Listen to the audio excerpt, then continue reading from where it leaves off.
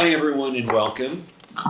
I'm Ken Marcus, founder and chairman of the Louis D. Brandeis Center for Human Rights Under Law, and I'd like to welcome you to the current in a series of congressional briefings that we have done to inform members and staff about issues within our mission and mandate. I founded the Louis D. Brandeis Center 13 years ago to fight anti-Semitism on and off college campuses using law and policy. We have been, over the course of the last few years, increasingly busy as the amount of incidents have been skyrocketing on college campuses. Even now, as we start a new academic year, we are receiving a degree of intake from students and families that is quite unusual for this early in the school year. I'd like to thank the Committee on Education and the Workforce and Chairman Virginia Fox for making this space available to us, and like to thank Emma Enig for her work in organizing this, and welcome all of you here today. As school years are beginning on college campuses, we're seeing both more incidents, but also some new policies, lots of cases, lots of legal issues. To address that, we have, I think, an excellent panel of legal experts. My colleague Robin Pick, in the middle over here, is a senior attorney at the Louis D. Brandeis Center. She is working on cases every day. She's someone who is speaking with college students, drafting complaints, and is someone who really has firsthand knowledge of exactly what's happening legally, especially when it comes to the civil rights legal issues involving campus anti-Semitism. She has been for many years a lawyer and litigator with considerable experience in civil rights issues. Professor David Bernstein is a university professor at George Mason University, a member of the legal advisory board of the Louis D. Brandeis Center. I was pleased to serve for a few years at the Liberty and Law Center, which Professor Bernstein heads at George Mason University. His expertise includes constitutional law issues and is author of a prominent book involving the First Amendment and things that you cannot speak, things that you cannot say on campus. He is a prolific author and also a popular and influential blogger. Mark Rotenberg, at the far end here, brings unique expertise and experience in this area. He is general counsel at Hillel International. He has also served as general counsel of major universities, public and private. And for that reason, he is someone who has, in a way that really no one else in America has, the ability to understand the way in which administrators and lawyers on universities view the legal issues facing students, but also from his vantage point at Hillel International, a wide view of what's happening on campus today and efforts to address it. To moderate the event, I will in a moment turn things over to my colleague at the Louis D. Brandeis Center, Alyza Lewin. She is president of the Brandeis Center, a litigator with many years of experience and a wide range of legal issues. She was a founding partner of the law firm of Lewin and Lewin, a former president of the American Association of Jewish Lawyers and Jurists, an experienced constitutional lawyer. And there really is no one who spends more time talking and working with college students on a daily basis, as well as developing strategies for how we can deal with this problem that we're facing on and off college campuses. So to moderate this event, I will turn this over to my colleague, Alyza Lewin. Thank you, Ken, and thank you, all of you, for being here. Yes. Here we go. So why don't we start, Robin, with you. Robin can give us a little bit of a primer on Title VI of the Civil Rights Act of 1964, how that's being used by groups like the Brandeis Center and others in terms of our legal efforts, and give us some specific examples. Sure thing. Thank you, Alyza. Is this on? Push the button. Okay, great. Thank you all for being here and taking time out of your busy day to engage with this extremely important subject. Really appreciate it. I'll start with a basic primer on Title VI, which is a primary law that we work under to protect Jewish students from discrimination on college campuses and in K-12 schools. Title VI prohibits discrimination and harassment based on 3 categories: race, color, and national origin. National origin discrimination includes discrimination based on shared ancestry and ethnicity. And it is under this category that Title VI covers Jewish students and protects them from anti-Semitism in schools. Under Title VI, harassment creates a hostile environment when the harassment is so severe or pervasive that it limits or denies a student's ability to participate in or benefit from their educational program or activity.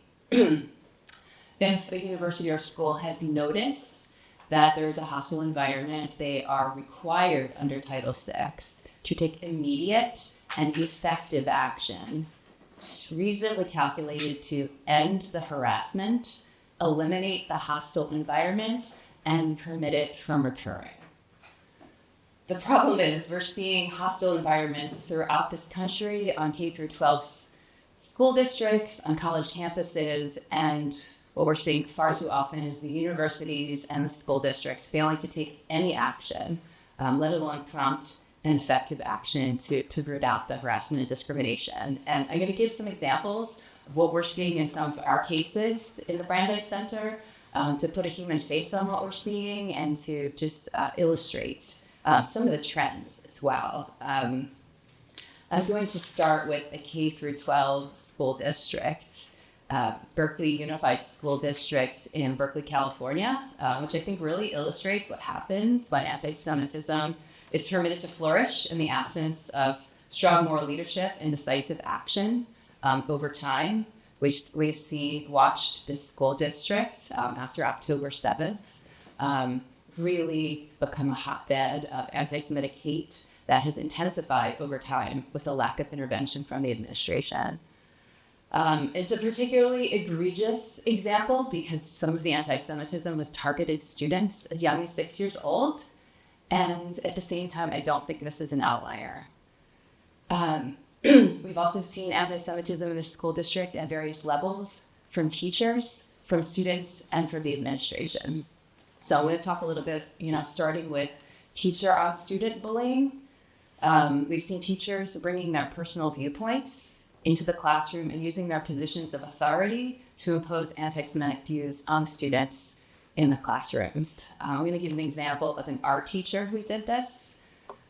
This was somebody who, on October 7th, we're aware of his personal viewpoints. He posted on social media celebrating the atrocities of October 7th, calling it a historic day of resistance, and posting images of bulldozers blazing through fences. And soon after, he was coming into the classroom. This was a drawing class showing violent videos, pro-Hamas, anti-Israel videos, showing violent images, images of a fist wrapped in a Palestinian flag, punching through a Star of David. And Jewish students in this class were deeply, deeply upset. One student in particular was shaking, crying, ran out of the classroom. Parents were reporting what was happening to the administration over and over again, and there was no change. None of the materials were removed from the wall. There were violent posters, showing youth and keffiyeh throwing rocks with captions, "We're going to fight against apartheid," and various incitements to violence. But what ultimately happened after enough parents complained, instead of addressing the hostility in the classroom, they started moving Jewish students out of the classroom into other classes, forcing them to switch in the middle of the semester, to adjust to new teachers, new students, catch up on material, while that original teacher was left free to continue indoctrinating students in his classroom. We saw this with other teachers throughout the district. There was another teacher who had her students write an exercise on to what extent is Israel an apartheid state, embedding in their anti-Semitic demonization of Israel, and also deeply upsetting the Jewish students in the class. There was a student who ran out of a class, ran out of a school building. This is somebody who had never skipped class before, who was applying to college and was a very serious student. When the parents complained, ultimately they moved the student out of the classroom. They didn't make any changes to what was happening. The material stayed on the wall. The teacher continued what she was doing, but the student had to rearrange 3 classes in their schedule. So there was segregating the Jewish students out of the classes where the anti-Semitism, the hostile environments were being built, leaving the teachers free to continue the indoctrination. And what we're seeing is that when these teachers are permitted to indoctrinate these students with anti-Semitic rhetoric, anti-Semitism becomes normalized. Students see their teachers doing it. They think it's okay to bully Jewish students, and then they start engaging in the bullying themselves. And we've seen this across the district. Eventually, we were hearing students saying things like, "You have a big nose because you're a Jew," and "I don't like your people." Students said to a Jewish student, "Your traditions are dumb and not welcome." A student gave a presentation on an ancestry project based on his Jewish ancestry, and he saw the title of this project on another student's desk crossed out with Free Palestine written over it. There was another example, actually, that I think is startling for a second grade teacher. She was leading her students in an exercise of writing about, quote, anti-hate. They were writing messages of anti-hate on sticky notes, and she led the students by writing "Stop Bombing Babies." And then the rest of the class followed suit. So we have photographs with these sticky notes with little kid handwriting where it says "Stop Bombing Babies."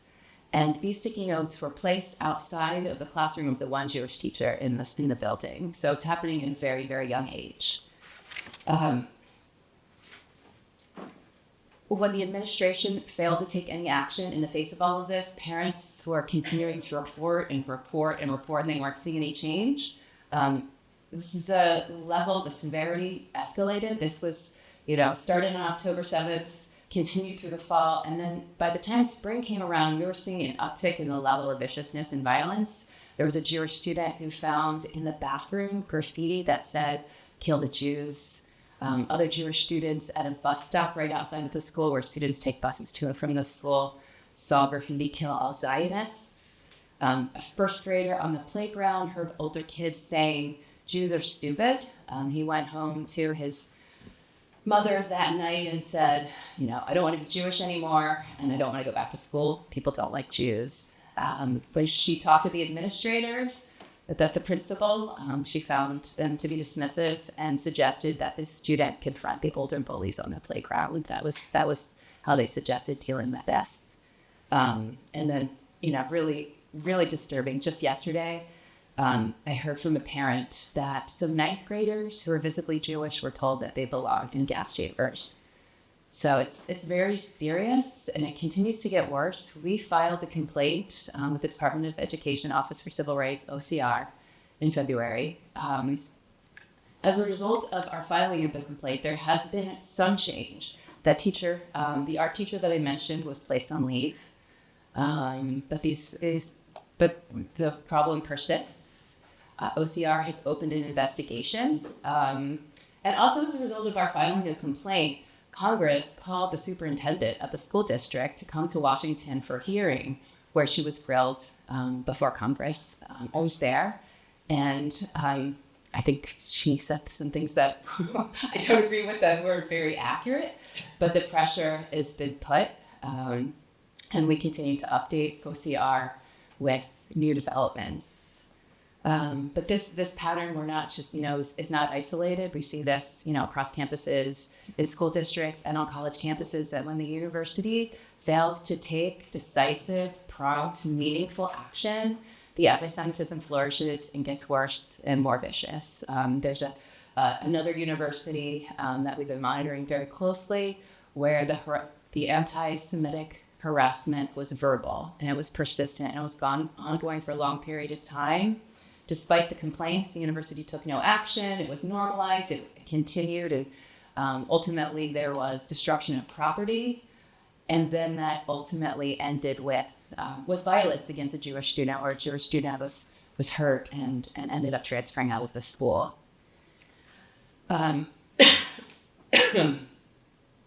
I'm going to talk about another case where we actually entered into a resolution. So there's, more of a hopeful case where we got to the end and were able to negotiate an agreement to drive change on the campus and to compel the administration to actually take the actions that they need to take. This is North Carolina State University, where there was a terrible anti-Semitic climate on campus. Our client, who just graduated, had been subjected to anti-Semitic harassment for basically her 4 years while she was there, and unfortunately hadn't contacted us earlier. But in her very first week of school as a freshman, she walked through a tunnel that was covered with swastikas. And when she brought that to the administration, they were dismissive. There was no statement that was issued. Nothing meaningful happened as a result of her reporting. Later, classmates who knew she was Jewish and Zionist drove by her in a car, screaming out the window, "Death to Zionists, death to Israel." She was doxxed on social media for being a Zionist and believing in that Israel has a right to exist. And for her, that's an integral part of her Jewish identity. And as a result of that, she was doxxed on social media, smeared, called names, and her name was posted on social media. We represented her at mediation and negotiated a settlement in which the university is obligated to take some meaningful actions to root out anti-Semitism on campus. First, they're required to amend their non-discrimination policy to specifically say that it will be enforced in accordance with Executive Order 13899, which requires the IRA definition of anti-Semitism, the International Holocaust Alliance Remembrance definition, and contemporary examples to be considered when evaluating allegations of anti-Semitism. It's now written in their policy. And so when they're evaluating anti-Semitism, they have this very powerful definition to use to help them recognize, because up until now, there's been a very large failure to even acknowledge and recognize a lot of the anti-Semitism that was happening on campus. They sent a statement, as required by our settlement, to the campus community, affirming their commitment to a campus free of discrimination based on shared ancestry and ethnicity, and they included links to Executive Order 13899 and the newly enacted Shalom Act in North Carolina, which also adopts the IRA definition for use in recognizing, evaluating, and combating anti-Semitism. So there's some really powerful tools, and they're saying the right things. Our hope is that they'll continue to walk the walk, but they've obligated themselves. It's in an agreement. There's legal recourse that we can take if they diverge and they don't comply with the agreement.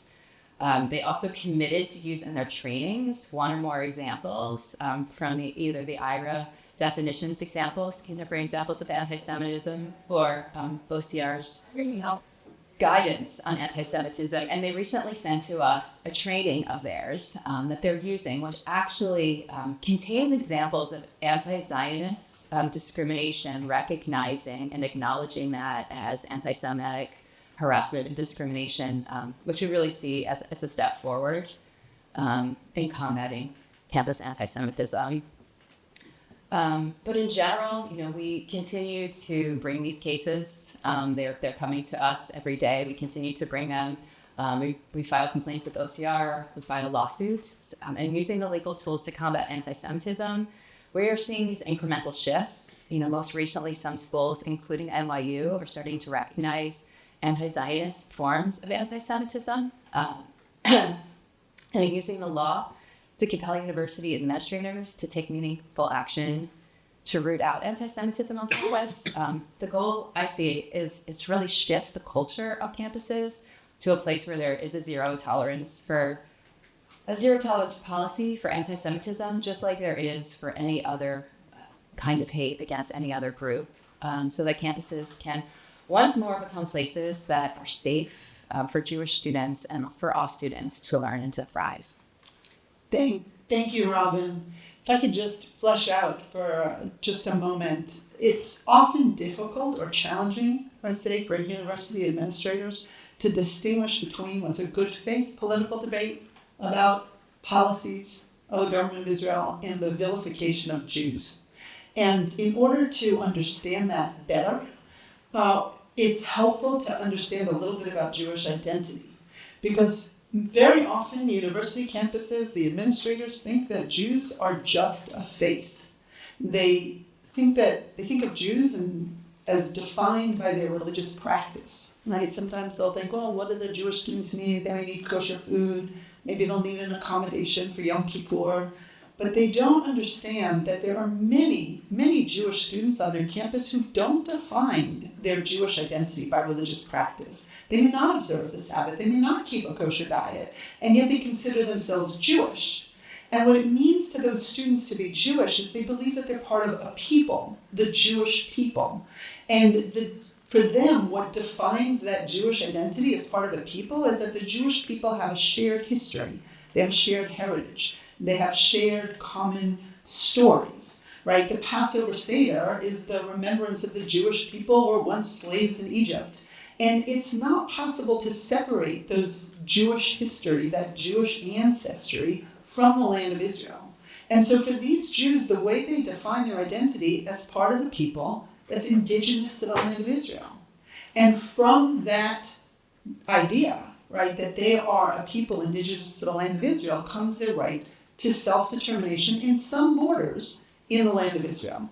And so that's how you get the term Zionist, right? When folks are saying death to the Zionists, or when you have encampments that are excluding Jews, they're not interviewing those Jews before they block their access to the library or the dining hall and saying, tell us, what's your opinion about Prime Minister Netanyahu, or do you believe in a two-state solution? No, they're seeing that that student is wearing a Star of David, or speaking Hebrew, or maybe is wearing a kippah, a Jewish skull cap, and they say, oh, you're Jewish, so you must be one of those Jews who defines your identity as part of the people indigenous to this land. In other words, you must be a Zionist unless you're here in the encampment shouting loudly that you want to disavow that part of your Jewish history and heritage. And so if you're not ready to disavow that part of your Jewish history and heritage, you're not welcome here. We will treat you as a pariah.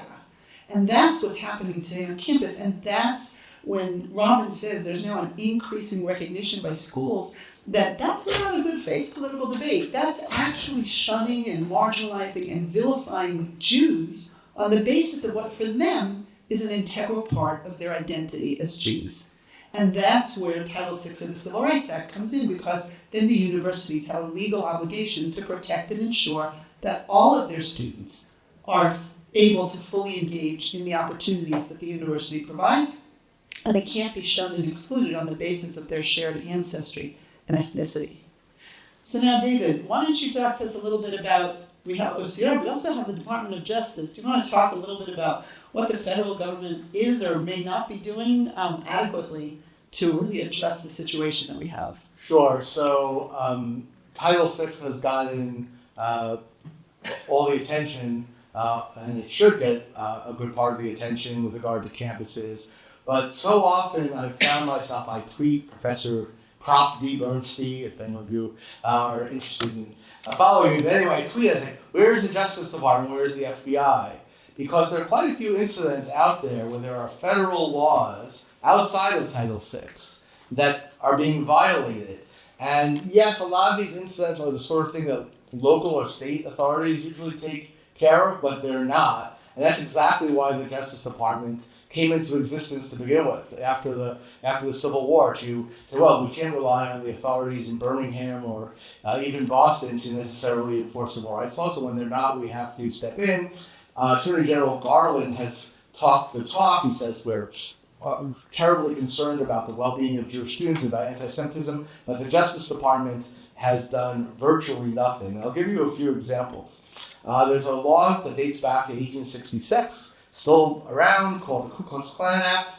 It prohibits conspiracies to deprive Americans of their civil rights. So what's a good example of this? Well, a judge in California just held correctly that University of California, Berkeley, students set up an encampment and were keeping out people who they thought might be Zionists or Jewish or whatever, and at the very least were making them sign some oath that they hate Israel before they let them through. This is a conspiracy to violate the civil rights of Jewish students. It's blocking off public property. It's interfering with their ability to get an education. No indication of the Justice Department expressed even the slightest interest in pursuing this as a KKK Act case.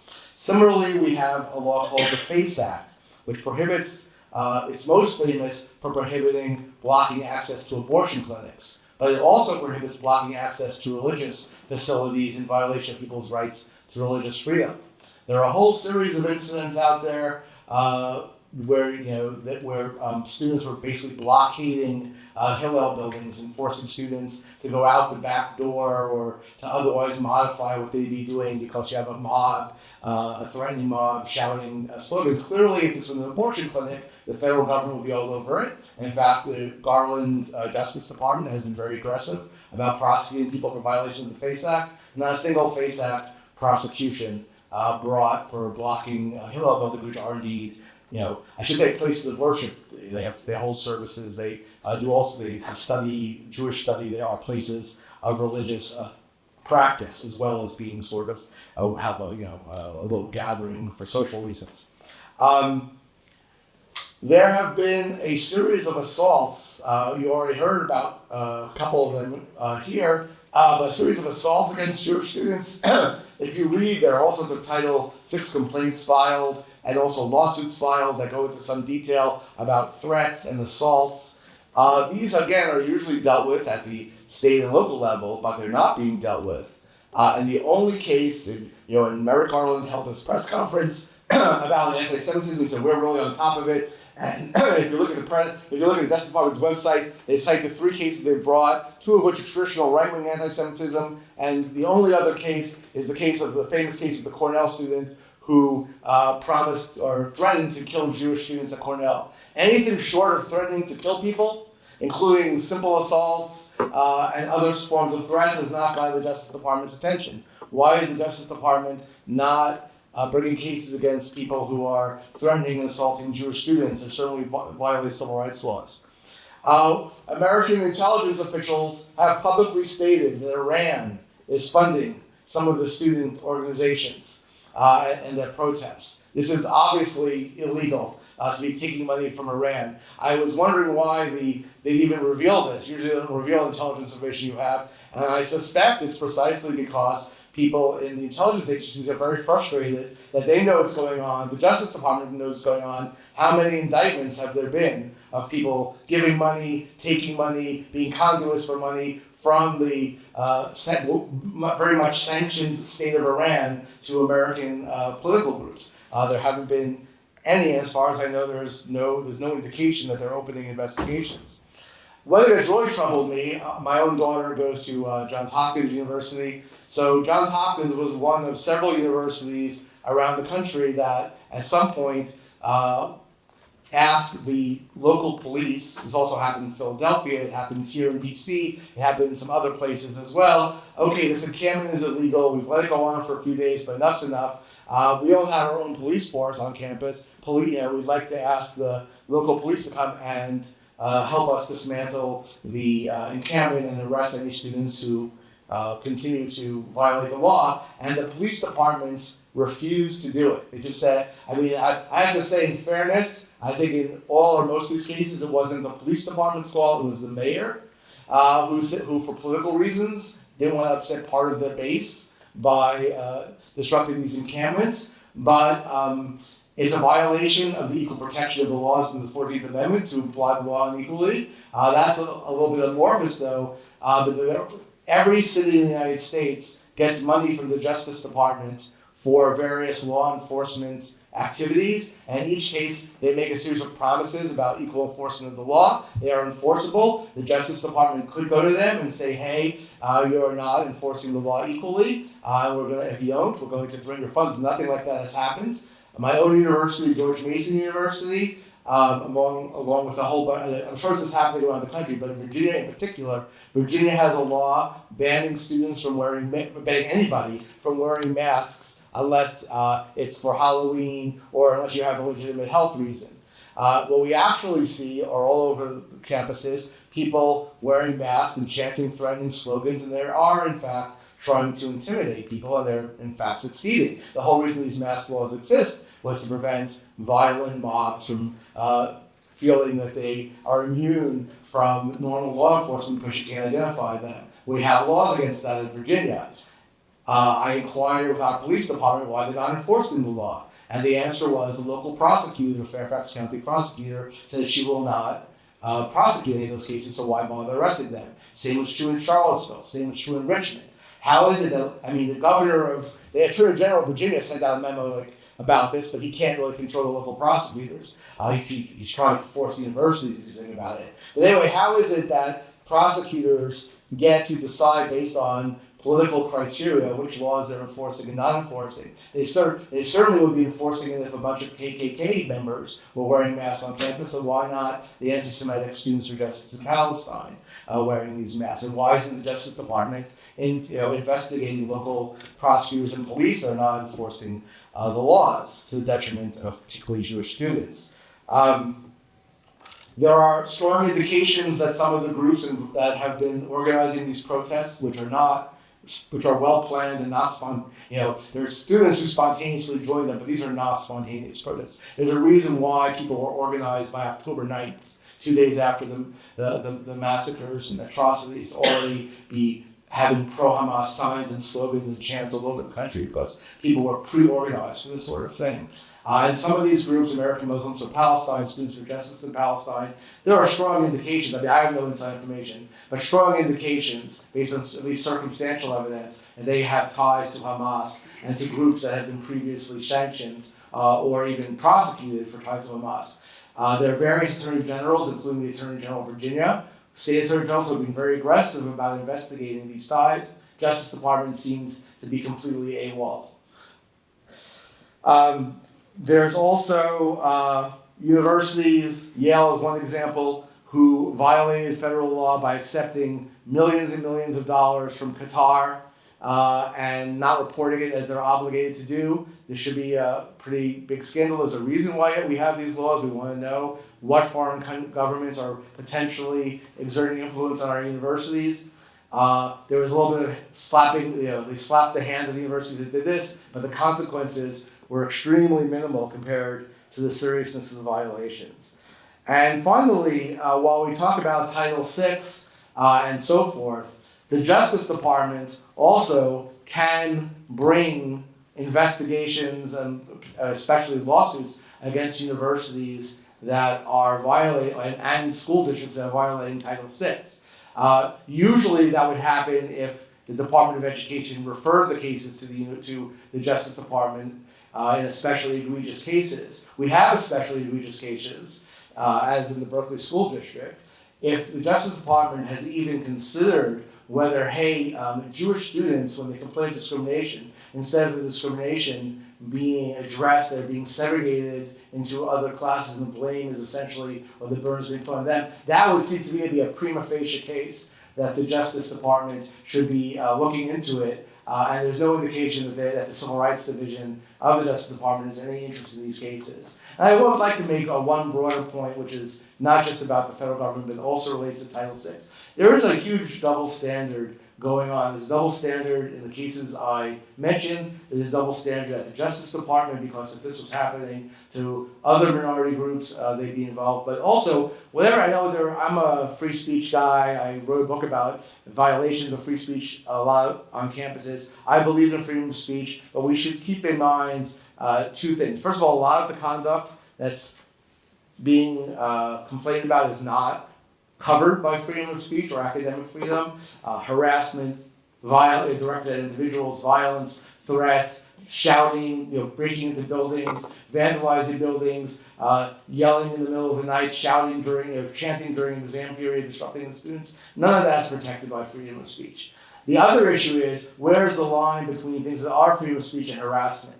And you could certainly get a wide range of opinions on that from legal scholars, and precedent is not always 100% clear. But what is clear to me, and I've read many of the lawsuits and complaints, the most persuasive case against many of these universities and school districts is not, it's absolutely clear they should be tracking down this speech, but it's absolutely clear they have a double standard for how they treat Jewish students who complain about particular speech and how they treat other students. And I'll give you just one example to close with.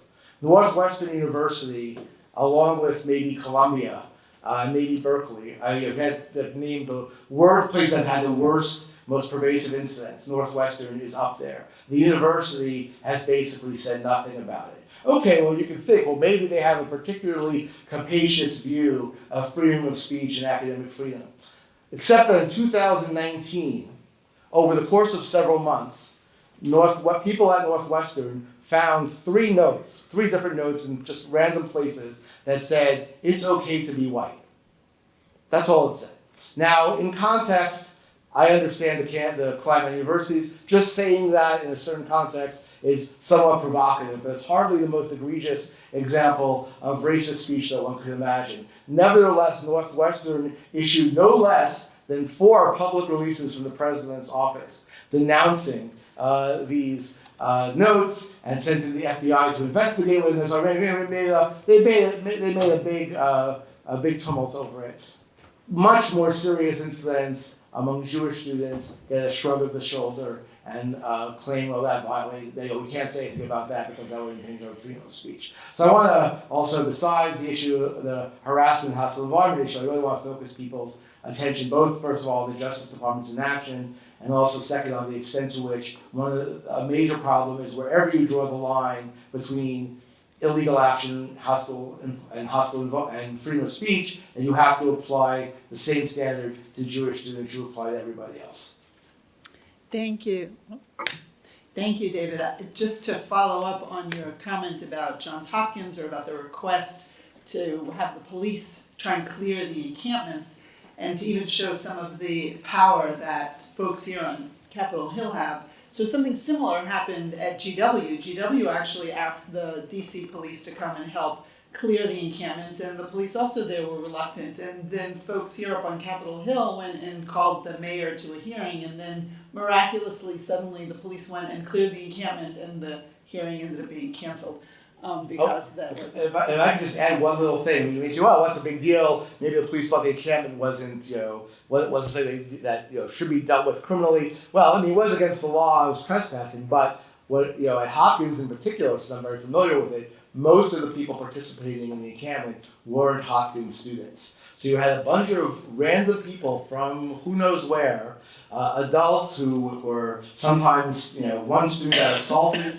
in the beginning of it, and there were people who weren't students who were dominating the situation, who were sleeping on campus, who students felt legitimately, we all know who these people are, I feel threatened to walk past a bunch of hostile, people from the community who could have criminal records, who could be violent people, and the university itself acknowledged that. They said, this is a public safety threat. Please come and take down the doubt. And they said no. Well, thank you. Mark, let's hear from you. You really have, because of the Hillel directors, a tremendous sense of what's going on in terms of your finger on the pulse of what's going on campuses. You also have the Campus Climate Initiative and programs where you're directly dealing with the administrators. Talk to us a little bit about what you actually see happening on the campuses and what administrators, what we really like to see the administrators do now. Thank you. Thank you, Alyza. Thank you, Ken. We are allies with the Brandeis Center and have been for years in the fight to protect the rights of Jewish students, and what a wonderful job the Brandeis Center does in that respect. In the few minutes that I have, I want to follow on Alyza's suggestion and give you a little bit of a window into the perceptions and realities of anti-Semitism on college campuses in the last 12 months.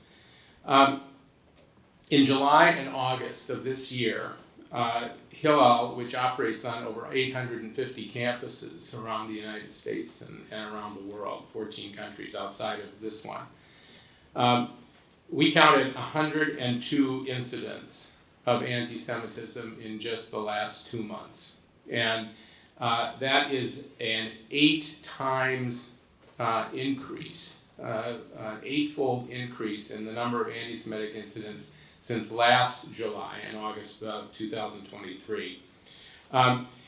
there are more extreme examples of anti-Semitism this past 12-month period than we have seen before, ever before, at least since World War II.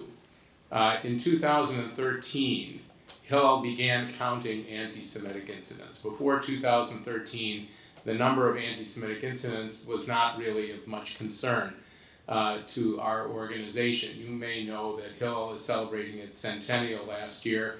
We were founded in 1923 at a time when there was rampant discrimination, overt discrimination against Jewish people, both students and faculty and staff.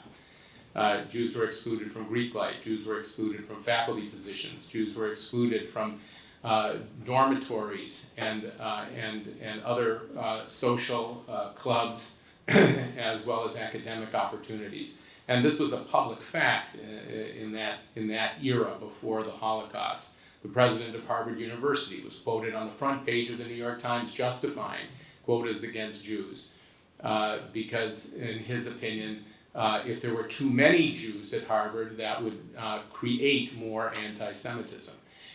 Hillel was created in that era as a home away from home for Jewish students. After World War II and after 6 million Jews were murdered in Europe, the acceptability of anti-Semitism in American higher education institutions receded a great deal. And many of us here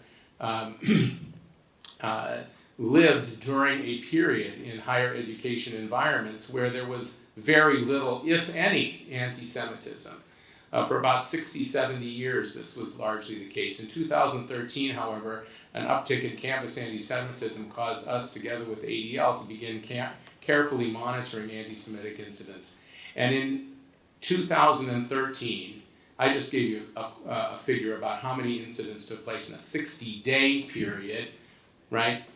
Between July 1 and September 1 of this year, there were over 100 anti-Semitic incidents. Guess how many there were in the entire academic year in 2013? Anybody want to take a guess? This is a relatively small group here. There were 27 that we counted. And some people thought that was a lot. Some people didn't think that was a lot. After all, there's several thousand campuses in the United States.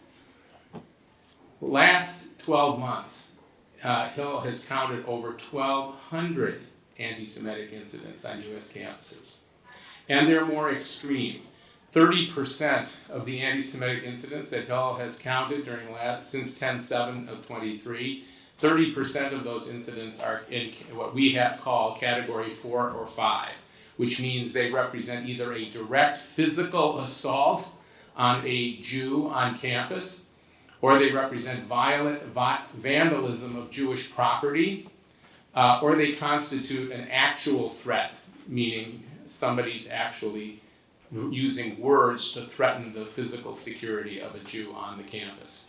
30% of those over 1,000 anti-Semitic incidents. And this is intended really only to give you a statistical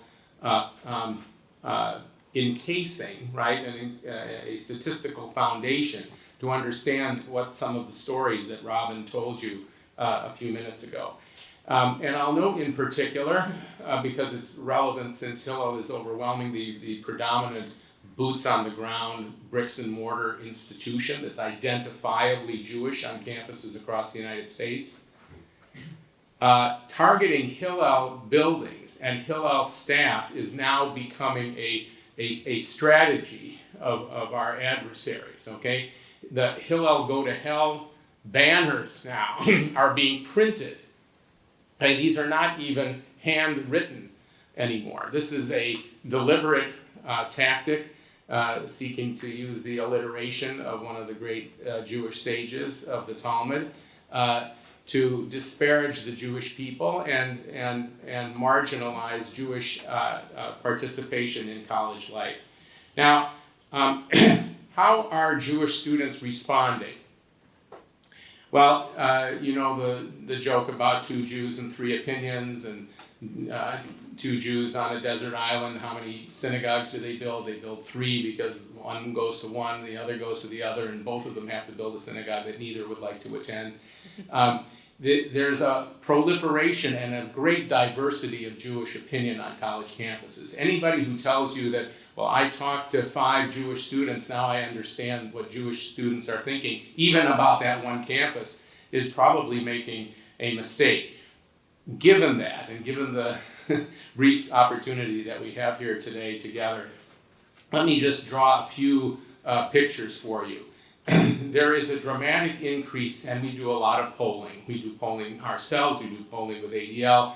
We were just at a President's Summit on campus anti-Semitism, where a professor who was not affiliated with the Jewish community produced stats involving thousands of Jewish students who were surveyed. There's a lot of apprehension on college campuses now. There's a lot of apprehension to display one's Jewishness, to discuss and describe your point of view on Israel, to discuss your background, right? It's a canard and a lie to assume that Jewish students on college campuses are white and privileged people. But if you stand up for yourself and say, you know what, let me tell you a little bit about my background, right? You're likely to be disparaged and your accounts ignored or negated, right? Together with that apprehension is a lot of determination. Hillel, and I say this also with regard to our colleagues in Chabad, another organization that has many campus affiliates, there's a thirst for learning, there's a thirst for determining how can I get involved, how can I engage, how can I show up. Our engagement numbers actually are through the roof, okay? So it isn't true that all Jewish students are cowering in their dormitory rooms or refusing to engage on campus with their Jewish brothers and sisters. This thirst for information and thirst for knowledge, thirst for understanding about Israel, about Hamas, about Hezbollah, about Palestinians, about Jewish history, about the history of anti-Semitism. All of these things are typical, not universal, right? There's plenty of Jewish students who just want to have fun in their Greek organizations and get their engineering degrees, right? But this thirst for engagement is typical of tens of thousands of Jewish students. And it's being frustrated. The reason I'm bringing this up to you in this context is because it's being frustrated by too many university administrators who are cowering in the face of the intimidation, right? And are willing to put up with the stereotyping and the shouting and yelling and the suppression of educational opportunities, right? This is not just about, although I'm a lawyer, I'm a litigator, I love using legal tools, right? But it's not just about banging on universities and telling them, well, if you don't do X and Y, we're going to sue you. It's about helping them understand that their mission, their educational mission, is being suppressed and twisted out of all proportion when the shouting and yelling goes on and education is not going on. Okay? We've only got a few minutes here. Let me very quickly talk about some broad trends, pull the camera back from our students, and then offer you a couple of thoughts, as Alyza recommended, about what we think administrators and university officials should be doing about this. There are a lot of factors operating on university leaders right now. One of them, since we're here in the Rayburn House office building, is congressional pressure and congressional inquiries, right? That's an important factor operating on university officials at this moment. Board pressure. They all have boards of trustees, boards of regents, and many of these boards are very upset with the trends. The board of the University of Michigan, their own homes have been vandalized and protested, right? The Title VI litigation that we've talked about, both in judicial forums and in front of OCR, and as David properly noted, very occasionally in front of the Civil Rights Division of the Department of Justice. But Title VI and the corpus of laws are also impacting university leaders. And I'll also note there's a trend of campus evaluations that have been prepared by campus faculty members. Columbia, Harvard, Stanford, and other schools, their faculties have been shaped as task forces. Usually the president and chancellor has created a task force to investigate anti-Semitism on their campuses, and they have produced a number of scathing reports about the prevalence of anti-Semitism on their campus. This is from their own faculties, okay? This is not a DOJ lawyer coming in and subpoenaing a bunch of records, right? So these are a variety of pressure points, right, that are operating on university leaders. And they're worried about all of this. They're worried about police coming to their campus, right? They're worried about media and images of their campuses being out of control. I'll note specifically, since I was just on a call with a member of Congress and a chancellor of a major, large public university. And at this particular university, last week, you can go online, you'll see what I'm talking about, 9 academic buildings were ransacked. 9 academic buildings were ransacked in broad daylight between 11 and 2 p.m.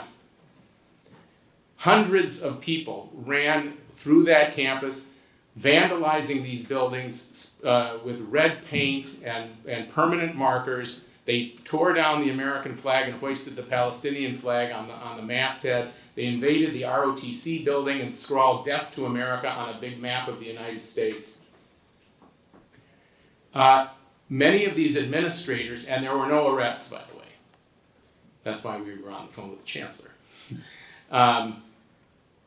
Many of these administrators are very worried about the images of police on campus. They're worried about media on campus showing them that their institutions are not under appropriate control. They're afraid of faculty votes of no confidence. You're all probably familiar with a number of those faculty votes. And somewhere on that list, sometimes it's higher, sometimes it's lower, they're worried about anti-Semitism on campus. There have recently been a number of very positive changes in university policies. We count over 24 universities that have altered their policies over the summer, some very interstitially, some in a larger sense. There have been important legislative developments. There's legislation on the governor's desk in California. Other legislation in other states and executive orders have been passed. And our hope at Hillel is that there may be an emerging trend of university leaders who are fed up with the attack on their mission, as I noted a moment ago, and more fundamentally on the very capacity of their schools to deliver on their commitment to students this academic year. What have we called on them to do? As I mentioned, we just had a large assembly of university presidents gathering here in Washington to talk about campus anti-Semitism. And among the things that we made clear are the following. Number one, university leaders have to articulate and enforce policies regarding protests and demonstrations. We all recognize that American campuses have a proud tradition of campus protest, and many of these protest activities are protected by federal and state constitutions. But these principles are negated, they are not promoted, when some members of the academic community are silenced, harassed, intimidated, or threatened, or when the university's normal teaching and research and learning functions are disrupted. These institutions have an obligation to clarify their policies and then enforce them, right? Enforce them in an even-handed, content-neutral, consistent manner through effective disciplinary processes. And this is a whole big problem that I, as a former university lawyer, can spend a whole afternoon talking to you about, how our university internal disciplinary processes gummed up. But they need to objectively and vigorously and in a content-neutral way enforce these time, place, and manner regulations so that there are meaningful consequences for violators. And that is the only way the universities are going to be able to protect their community's capacity to teach, to learn, to speak, and to research in an appropriate environment. The second thing we're urging them to do, don't worry, there's only 3, is to reaffirm the responsibilities, the professional responsibilities of their faculties. Too often, faculty members have been engaged in fomenting, not just abetting, the bullying and intimidation of Jewish and Zionist identifying students in the classrooms. Students need to be free, and here I'm quoting from the AAUP's guidelines here. This is the Association of American University Professor guidelines. This is not Hillel ideas alone. Students need to be free to take exception to faculty members' viewpoints and reserve judgment on all matters of opinion. And the final thing that we're urging university leaders to do is to show up for our students. Show up for our students. That means when there's anti-Semitic activity on the campus, call it out and name it. Don't just hide behind a bland statement about anti-discrimination. Jewish students have a right to hear from the administration and have that activity, despicable activity, called out. Secondly, they need to take aggressive steps to prevent discrimination on their campus. That means that Jewish students have a right to participate in all RSOs, all registered student organization activities, without exception. And that includes the University of California, Berkeley Law School. And denounce the targeting of Jewish locations and facilities and property, and that includes Hillel buildings. They need to show up for Jewish students. We're going to have a lot of Jewish events going on in the next 30 days, right? There's going to be commemorations all across the United States of the horrors of 10/7. Jewish students are going to gather to celebrate the Jewish New Year of Rosh Hashanah. They're going to gather to commemorate and fast on Yom Kippur. They're going to celebrate outdoors in temporary buildings called Sukkot. They're going to celebrate the cycle of the reading of our Torah on Simchat Torah. All of these things are going to take place in the next 30 days, and university administrators have an opportunity to participate and show physically their alliance with our students. And these are things that any administrator can do. Any administrator can do. But they have to commit, right? They have to commit to paying attention to the needs of our students and normalize concern for the Jewish community on their campus. Thank you, Mark. I would just say when you talk about calling out the anti-Semitism, it's also so important for the administrators to be able to call out the anti-Semitism and give the support to the Jewish community without, to use the term, like without all lives mattering it, right? Without mixing it, and every time you want to talk about anti-Semitism, feel you also have to talk about Islamophobia and hate against every other group. For some reason, when there is hate targeting any group on the campuses, historically, the administrators have always reached out, articulated the support for that specific community, condemned the targeting of that community specifically. But when it's Jews that are targeted, then suddenly it becomes, well, we are condemning all hate against all people. And the Jewish community says, why? Why is it not possible to just recognize the hate that's targeting Jews? So thank you. We can take a couple of minutes if there are questions.